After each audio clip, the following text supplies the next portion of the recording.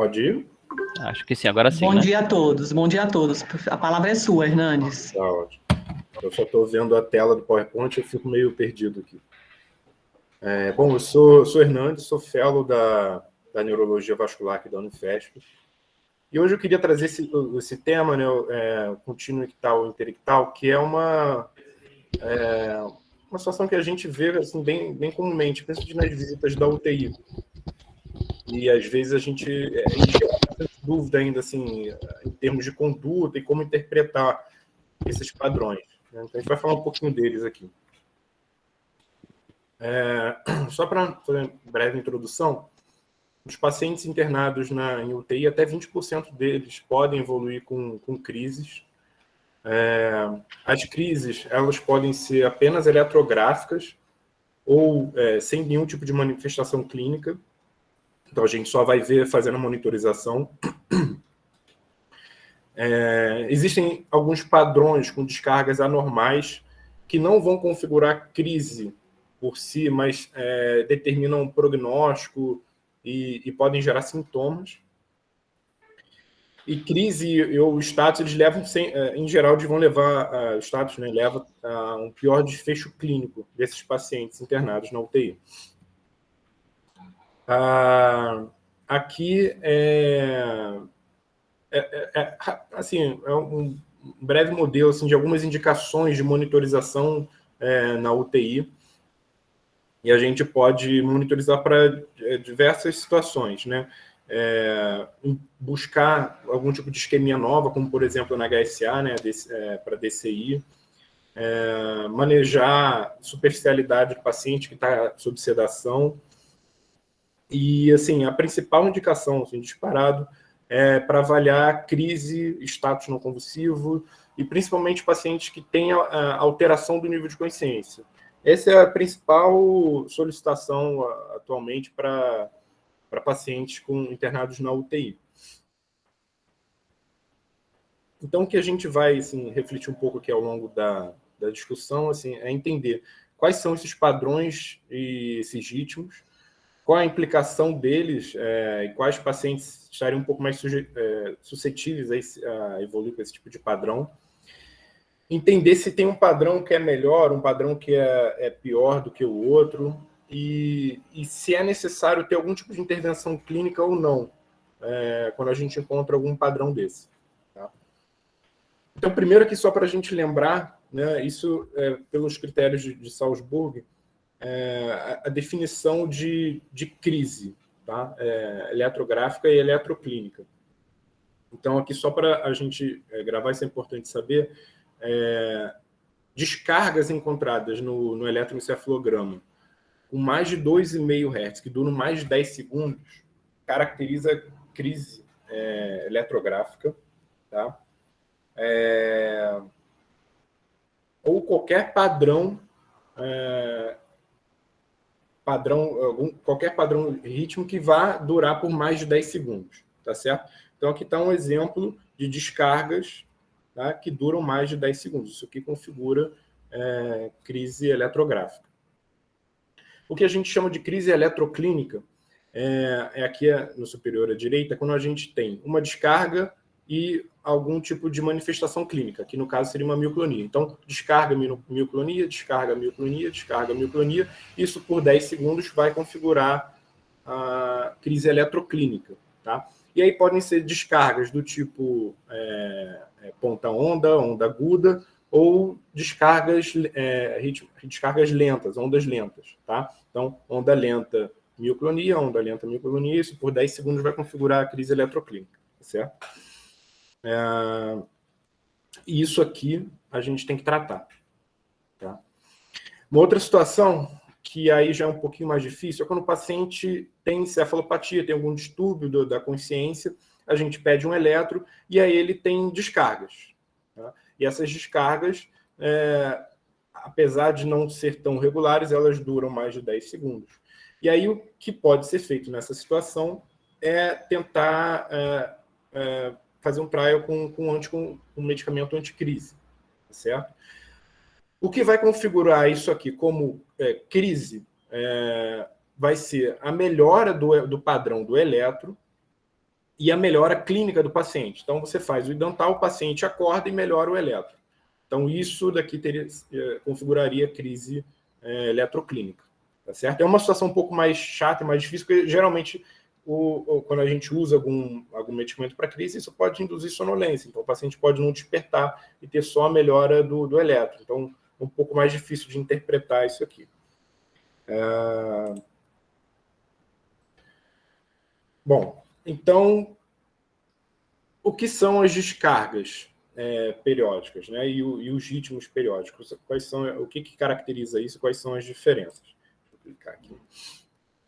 Bom, as descargas. Elas podem ser ou onda lentas, ou onda agudas, ou ponta onda, tá?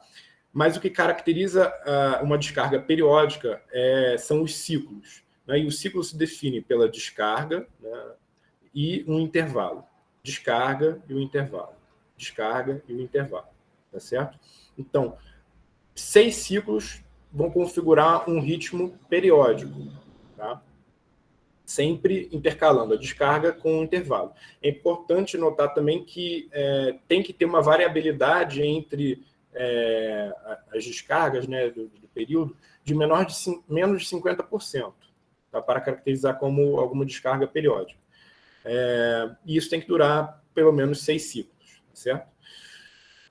Os ritmos periódicos, a diferença é que o ciclo do ritmo não tem um intervalo. Então, são ondas basicamente contínuas, que se definem uma em seguida da outra, tá? Como aqui a gente está vendo uma onda delta, tá certo? E aí 6 ciclos dessas ondas contínuas vão configurar um ritmo periódico, tá certo? Aqui embaixo, né, isso aqui é um exemplo que não é ritmo, porque aqui vai ter uma variabilidade de mais de 50% entre os ciclos, tá certo? Então, lembrar sempre que a descarga tem que ter uma anormalidade epileptiforme e um período, isso por 6 ciclos, e as ondas, o ritmo periódico, o ciclo se define por ondas contínuas. Sempre lembrando que tem que ter pelo menos 6 ciclos. E uma variabilidade menor de 50% entre eles. Então, isso vai caracterizar um ritmo ou uma descarga periódica. Tá? Então, aqui a gente vai falar um pouquinho agora quais são as descargas periódicas. Uma delas é a LPD, que é a descarga lateralizada periódica. Ela é unilateral. Né? O que define ela? Ela é unilateral. Frequentemente, a morfologia da descarga é agudizada, né, como onda aguda ou espícula. Recorre a intervalos regulares de até 3 por segundo. Tem uma prevalência de 6 a 8%, né, durante uma monitorização contínua. Tá? Isso aqui é importante saber. Isso é monitorização contínua, não no EG de 1 hora. E está relacionada geralmente a uma lesão aguda estrutural, como um AVC isquêmico, um AVC hemorrágico. Tá? E aqui é um exemplo da onda lateralizada. Então, a gente vê aqui que nos eletrodos, principalmente frontotemporais, aqui à direita, a gente vê essa morfologia de onda, que é uma onda aguda, intercalado por um período. Onda, período, onda, período, onda, período. Tá? E predominando no lado direito. Então, aqui a gente tem descargas periódicas lateralizadas no hemisfério direito, com predomínio frontotemporal. Tá certo? Isso caracteriza um LPD. Ele tem a duração de mais de 6 ciclos, descargas com um intervalo entre eles. Certo? O outro tipo de descarga, né, é a descarga periódica generalizada. Né? Então, ela, ao contrário da LPD, ela é bilateral, as descargas são sincronizadas, ocorrem também com intervalos ali de até 3 por segundo, tem uma prevalência durante a monitorização contínua de 4,5%, e assim, é perigoso dizer isso, mas em geral está associado a distúrbios tóxico-metabólicos. Tá? Geralmente pacientes com alteração de nível de consciência, torporosos, com algum tipo de encefalopatia, mas isso também pode ser encontrado em outras lesões agudas e às vezes até lateralizadas. alguns desses pacientes, né, assim, isso também está relacionado à evolução com crise, esse tipo de padrão. E aqui o exemplo, tá? Então a gente vê aqui em todos os eletrodos, à esquerda e à direita, descargas seguidos por um breve intervalo, descarga, intervalo, descarga, intervalo, descarga, intervalo, mais de 6 ciclos e generalizado, né, bilateral. Então isso caracteriza uma descarga periódica generalizada. Existem também situações em que a gente encontra descargas que não são sincronizadas, tá? Então, são essas descargas periódicas bilaterais independentes. Elas ocorrem nos dois hemisférios, mas o disparo da descarga não é sincronizado, certo? Isso também ocorre em intervalos de até 3 por segundo. A prevalência é um pouco menor do que das outras descargas periódicas, encontra até 3,5%. E está associado assim, a diversas situações, né? AVC, lesões tumorais, distúrbios metabólicos, encefalites em geral, infecções do sistema nervoso central. Então, aqui está um exemplo. À esquerda, a gente vê aqui a descarga com período, descarga, período, descarga, período, descarga e período. E do lado direito, a gente encontra de forma desincronizada algumas descargas. Então, aqui, do lado direito, descarga, período, descarga, período. Aqui está um pouco mais fácil de visualizar, né? A esquerda vem primeiro, logo após a descarga à direita. Então, esse tipo de descarga é independente. Os dois hemisférios estão emitindo ondas eletrográficas independentemente. Então, isso caracteriza a descarga periódica bilateral independente. Falar um pouquinho agora dos ritmos periódicos, só lembrando que o ritmo não tem intervalo, né? A característica eletrográfica do ritmo é não ter intervalo. Então, a gente começa aqui pelo ritmo delta lateralizado, que é unilateral, né? A onda é repetitiva, de morfologia uniforme, sem intervalo entre elas. A frequência de até 3 Hz, lembrando que delta, né, é de 1 a 3 Hz, então a frequência tem que ser até 3 Hz, é uma onda lenta. A prevalência vai até de 4,7% nos pacientes que foram monitorizados continuamente, em geral associados a HSA ou hipertensão intracraniana. Então, aqui a gente consegue encontrar nos eletrodos aqui de F4, AC4, C4, P4, ondas lentas, certo? Contínuas por mais de 6 ciclos e que a gente não encontra no outro hemisfério correspondente, tá certo? Aqui a gente vê um ritmo esperado no eletroencefalograma. Aqui está alentecido, a gente vê ondas deltas. Tá? Isso caracteriza o ritmo delta lateralizado. O ritmo delta generalizado é o mesmo tipo de padrão de onda que a gente viu na LRDA, só que simétrico e bilateral. Então, ela é sincronizada e simétrica, a onda repetitiva, com morfologia uniforme, sem intervalo entre elas. A frequência até 3 Hz. A prevalência encontrada foi um pouquinho maior da GRDA, chegou a 16% nos pacientes monitorizados, e foi associado ali principalmente a distúrbios cerebrovasculares ou pós-operatório de cirurgias de tumor do sistema nervoso central. Então, temos aqui, de uma forma generalizada, tanto à esquerda quanto à direita, em todos os eletrodos, esse padrão de onda lenta, durando mais de 6 ciclos, então configura um ritmo delta generalizado. Existem alguns outros padrões um pouco mais... aqui veio até com uma prevalência alta, mas é menos encontrado, na verdade, né? Aqui, nessa situação, é o paciente em que ele, sem nenhum tipo de estímulo, o eletro não aparece nenhuma descarga.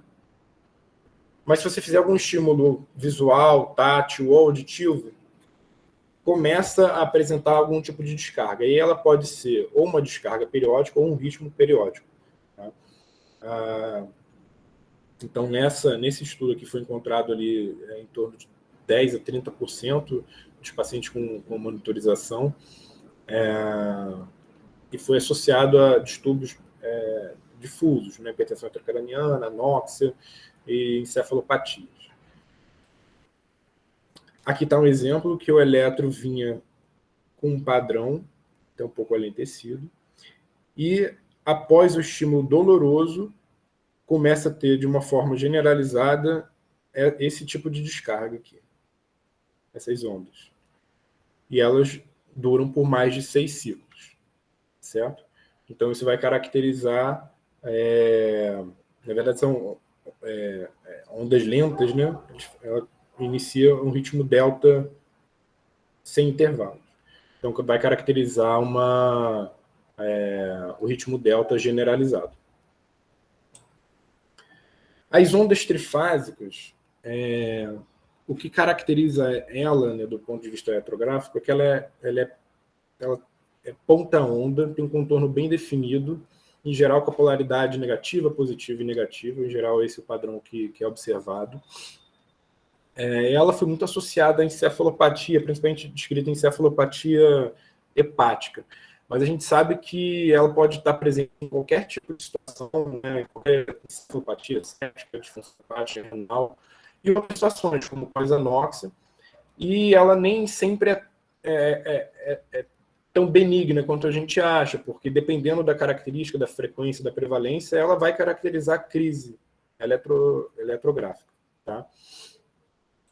Então, aqui está um exemplo de padrão de ondas trifásicas, né, com esse tipo de morfologia, por isso que chama de trifásica, tá certo? E aí, aqui, dependendo da frequência, tendo intervalo ou não tendo intervalo, isso vai caracterizar um tipo de descarga periódica. E isso pode caracterizar crise ou não. Bom, a etiologia desses padrões são diversos. De uma forma geral, as descargas e os ritmos lateralizados, eles estão associados a alguma lesão estrutural lateralizada, e isso sim, de uma forma bem geral, né? E os ritmos e descargas generalizadas, elas estão associadas a distúrbios difusos, encefalopatias, hipertensão intracraniana, tá? Mas isso assim, sendo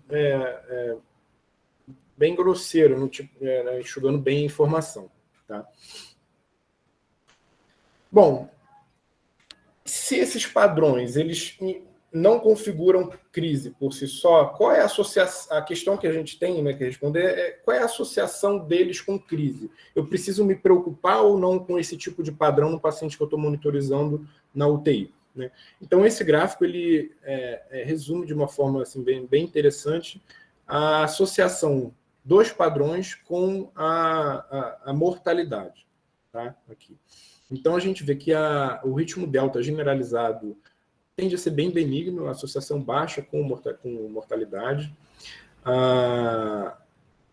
Os padrões ritmos ou ritmos eles estimulados por estímulo, né, dependente de estímulo, também tem uma baixa mortalidade.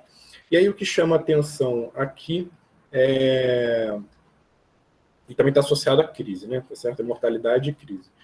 Então, a gente vê que o LPD e o BIPD são dois padrões, vamos colocar assim, malignos, tá? Com uma alta chance de evolução com mortalidade, desfecho ruim, e associados à crise, principalmente o LPD associado à crise.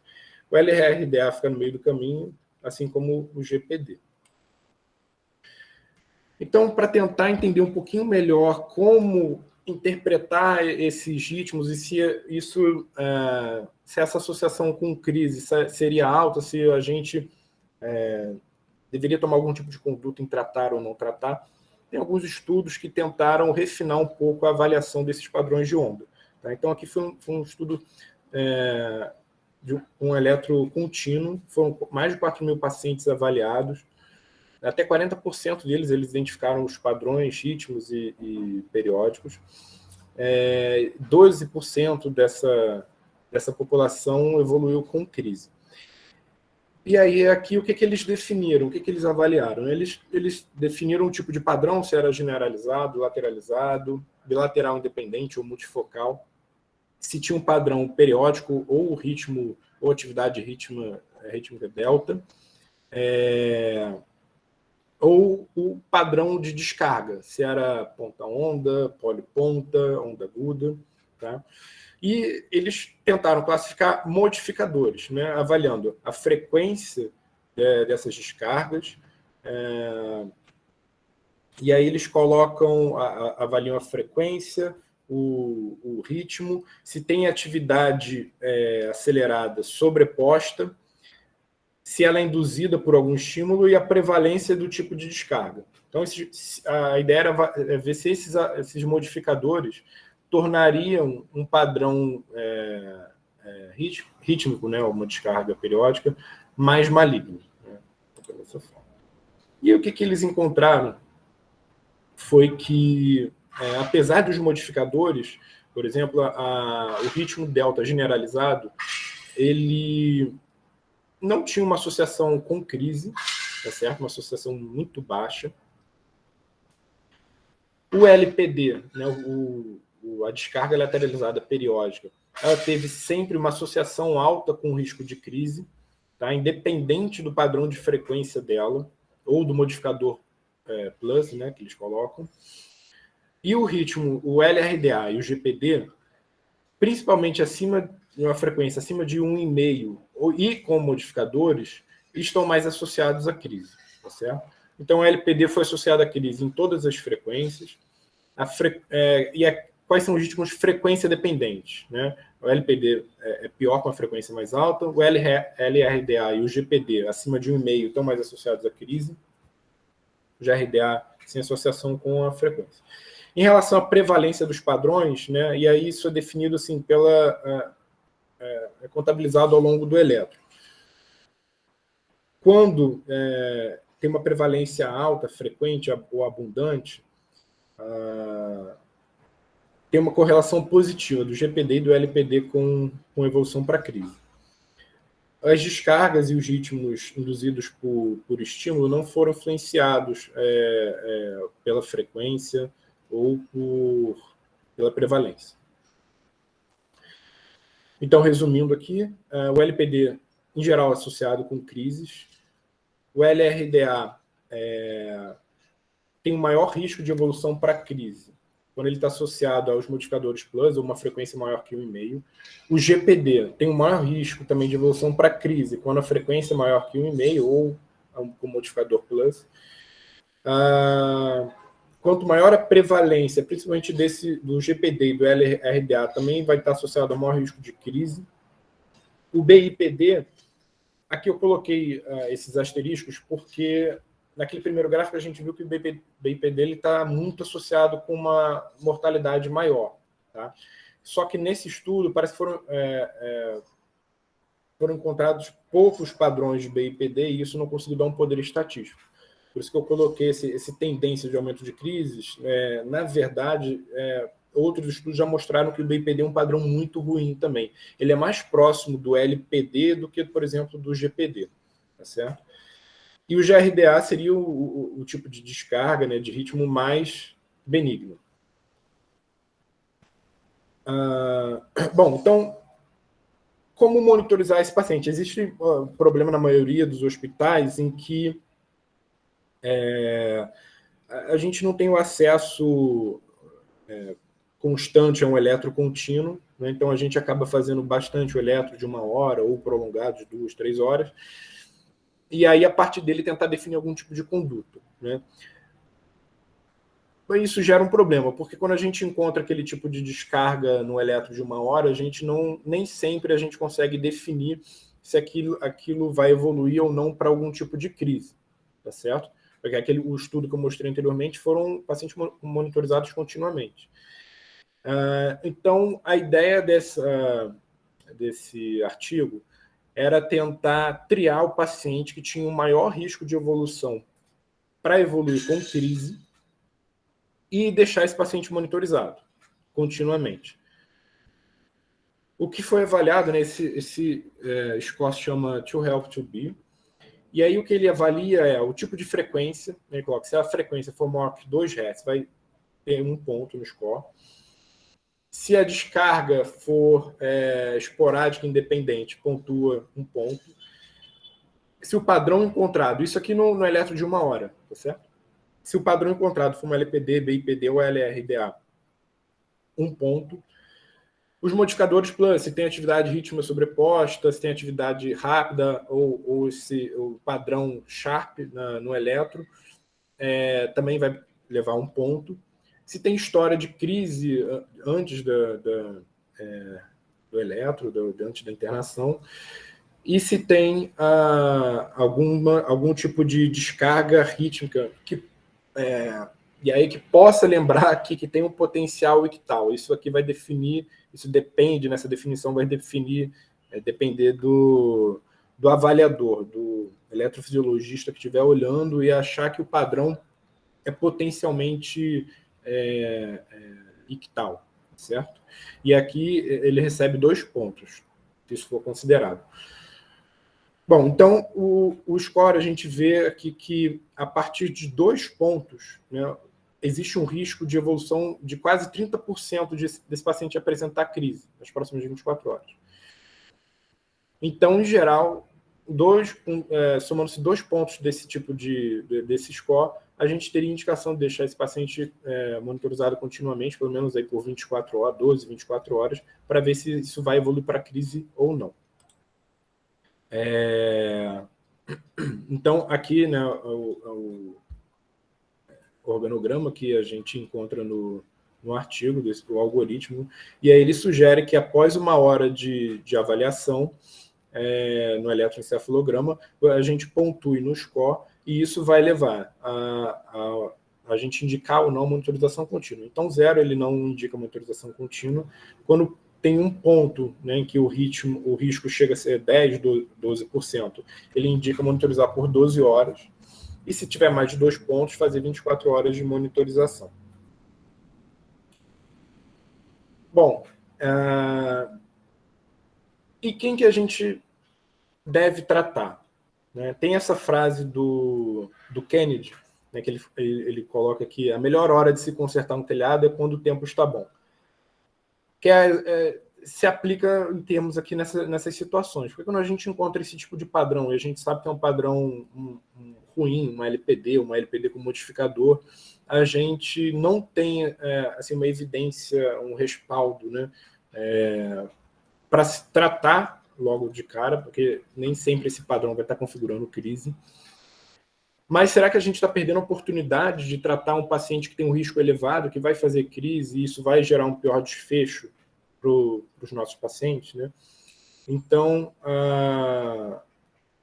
ainda não existe um consenso sobre tratar esse tipo de descarga ou não. Mas o que eles colocam é que pacientes com descargas, aqui está até desatualizado, né? Porque o critério para crise foi mais do que 2,5 Hz, né? Que eu mostrei lá no início da aula, o critério atualizado. Então, aqui seria esses padrões com mais de 2,5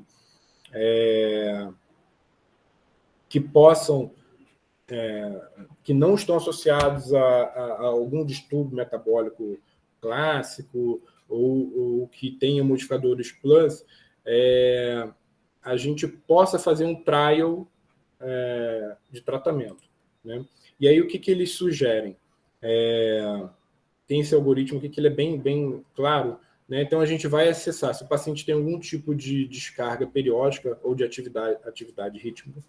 Se isso estiver relacionado a algum evento clínico, então a gente vai considerar como crise. E aí a gente trata, tá certo? Se não tiver correlação clínica, o que a gente vai fazer? Se for um LPD, um BIPD ou uma LRDA com alto risco, né, com esses modificadores plus, atividade rápida ou sobreposta, uma frequência maior que 2, a gente pode optar por fazer um trial com benzodiazepínico ou alguma medicação anticrise e ver se melhora o padrão do eletro. O ideal, né, se o paciente tiver com a indicação do eletro, se ele tiver com alteração do nível de consciência, rebaixamento, é que ele também melhore o nível de consciência após o tratamento. Isso aqui configuraria um padrão de crise e a resposta clínica eletrográfica confirmaria isso. Tá? Se o padrão for LPD, LRDA, BIPD ou descarga generalizada, sem os modificadores plug, né, que não for de alto risco, a gente pode monitorizar esse paciente por 24 a 48 horas e, caso evolua com crise eletrográfica, a gente trata, ou crise eletroclínica. Outra opção, se a gente acessar o GPD, que em geral tem um curso mais benigno, né? E apesar disso, se GPD for associado a um alto risco, ou seja, tiver um modificador plus ou uma frequência maior que 2, e não tiver nenhum distúrbio metabólico que justifique a GPD, lembrando que a GPD em geral está associada a distúrbios metabólicos, né, difusos, a gente pode optar por fazer um trial com benzodiazepínico e uma medicação anticrise. Se no caso dessa GPD, apesar de ter modificador plus ou não, tiver um distúrbio metabólico, a gente indica a monitorização por 24 a 48 horas e avalia se vai evoluir com algum tipo de crise ou não. E aí existe uma discussão também sobre se esses tipos de descarga eles estão gerando algum tipo de estresse metabólico, que em alguns estudos foram avaliados com PET ou SPECT. E aí eles consideram, se a gente tem muita dúvida, se esse ritmo está gerando algum tipo de estresse metabólico, cortical, fazer os PET ou os SPECT, e se tiver alteração, considerar tratar. Tá certo? Não sei, isso não deve ser muito a realidade, simplesmente aqui no Hospital São Paulo não é a nossa realidade, né? Mas esse eu acho que é um bom algoritmo assim, para resumir, pelo menos guiar o que a gente poderia fazer nessas situações. E foi isso. Eu acho que a aula foi essa.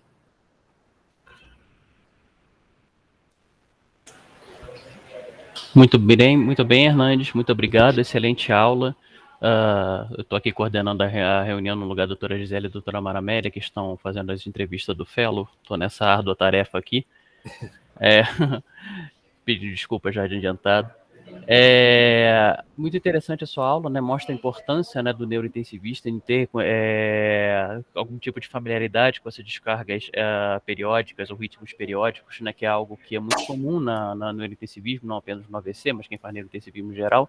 Você acaba ficando um pouco vendido às vezes, né? Porque muitas vezes o hospital não tem aquele acesso rápido ao neurofisiologista, ou o neurofisiologista às vezes não ajuda.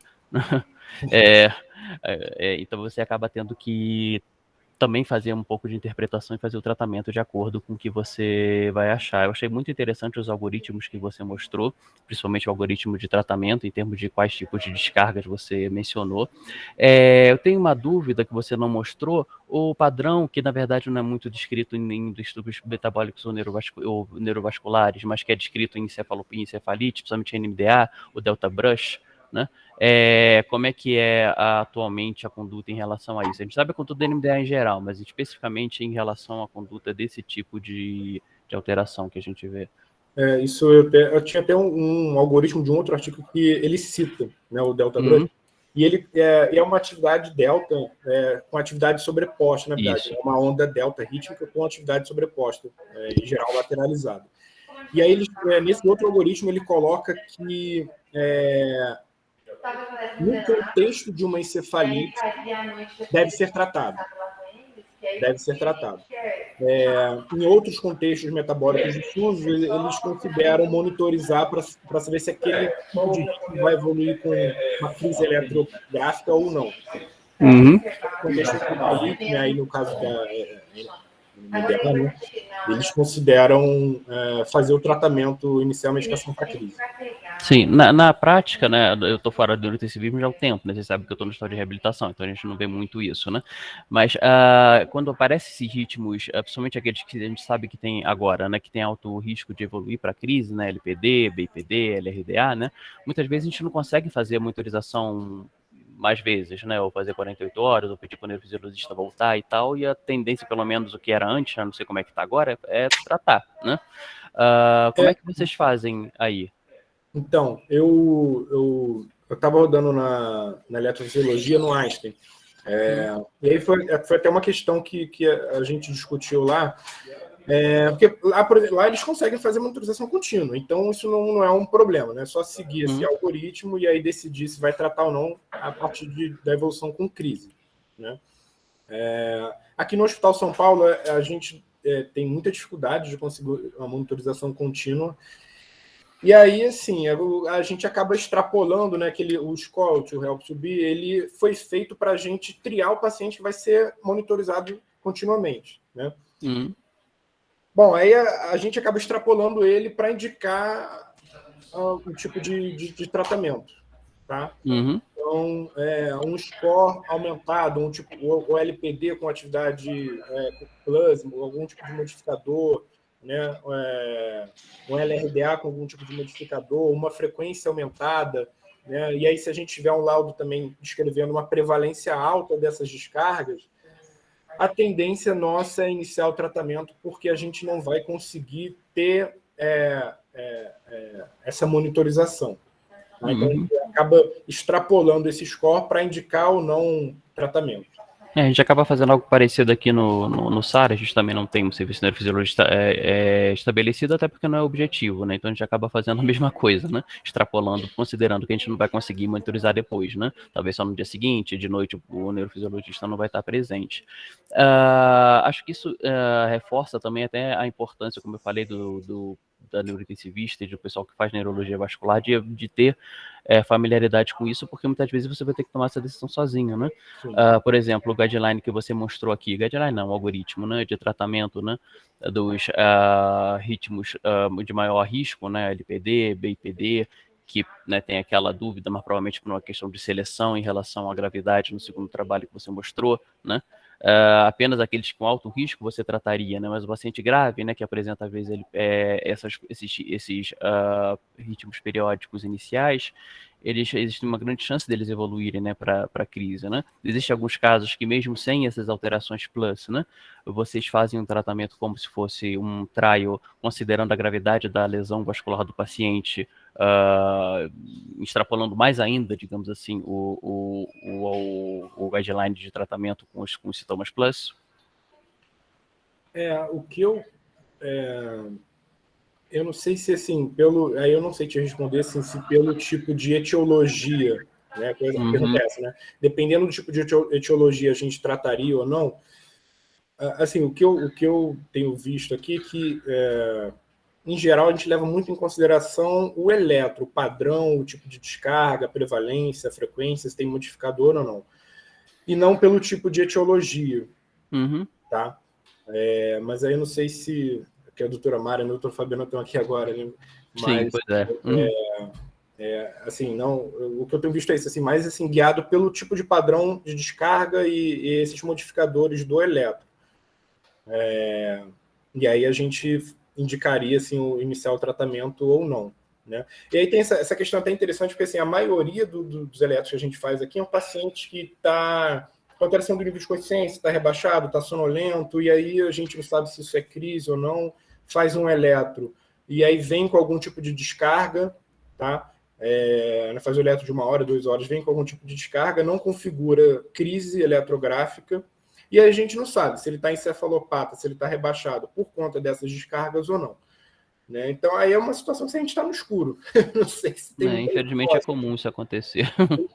E aí, assim, né, o que a gente vê aqui realmente é isso. Assim, se a descarga tiver algum sinal de maior de evolução para crise, a gente pode optar por um trial, faz um benzo, e aí tem que ter uma resposta clínica eletrográfica, isso é importante. Né? O ideal seria fazer durante o eletro. E se o paciente acorda e melhora o eletro, a gente sabe que era por conta da descarga. Entendeu? Sim. Né, o algoritmo até ele coloca isso em algum momento. Sim, eu vi que coloca assim. O problema disso é que é um tiro no pé, porque se a gente faz um benzo ou faz ataque de dental, alguma coisa assim, o vai ficar sonolento. E se ele não tiver crise, talvez piore ainda a questão metabólica dele, se ele afunde mais ainda, né? Então, mas eu acho que é uma situação que fica meio no escuro. Assim. E o problema maior desses casos são aqueles que não estão entubados, aqueles que não estão em suporte avançado, né? Que você vai fazer esse trial e aí, se não for uma crise, você vai acabar evoluindo para intubação, né? Pois é. Mas muito bom. A gente pode abrir para mais perguntas, né? Mas alguém vai querer fazer alguma pergunta? Os fellows que estão aí. Acho que esse assunto é super importante. É um tema difícil esse tema. Não é fácil, não. Com certeza não. E a correlação até com o tema, né, que é padrão contínuo ictal e interictal, é exatamente rigoroso, mas a gente está tentando porque esses padrões eles podem estar presentes ou no período interictal, não configura crises, ou configurar crises, né? Exatamente essa, daí vem o nome, né? Essa expressão. Parabéns, viu, Hernandes, pela aula. Muito boa mesmo, tá? Parabéns. Obrigado. Bem, acho que se não tiver outras perguntas, a gente pode terminar, correto? Isso.